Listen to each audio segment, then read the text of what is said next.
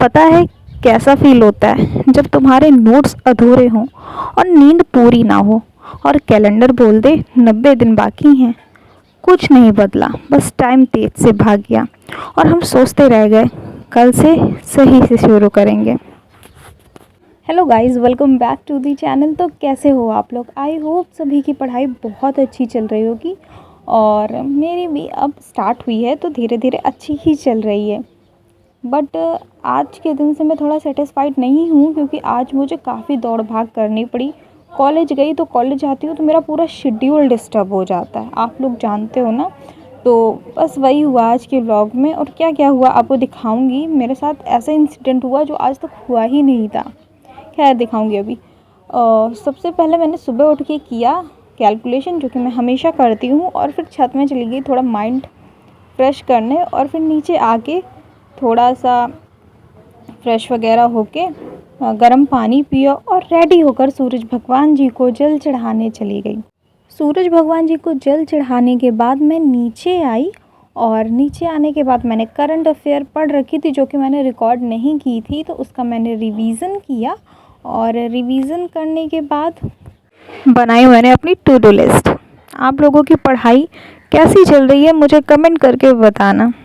मैं जानती हूँ सब परेशान हैं, ओवर थिंकिंग करते हैं, मैं भी करती हूँ। पर बस एक बात याद रखना, जब तक तुम खुद को मना लोगे कि तुम नहीं कर पाओगे तब तक दुनिया भी यही सोचेगी कि तुमसे नहीं हो पाएगा। लेकिन जब तुम्हें खुद पर भरोसा होगा कि चाहे 90 डेज़ हो, मुझे अपना 100% देना है, देन देखो रिज़ल्ट क्या होता है।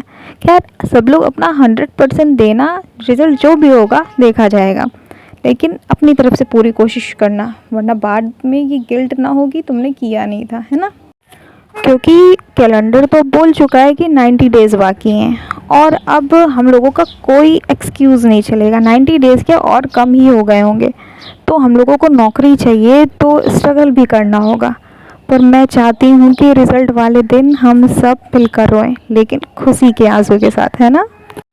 बस करंट अफेयर रिवाइज़ करने के बाद मैंने की रीडिंग। मैंने सोचा कि काफ़ी दिन से मैंने रीडिंग की नहीं है तो आज करते हैं। तो फिर से मैंने रीडिंग वगैरह की और फिर उसके बाद मैंने वोकैबुलरी पढ़ी।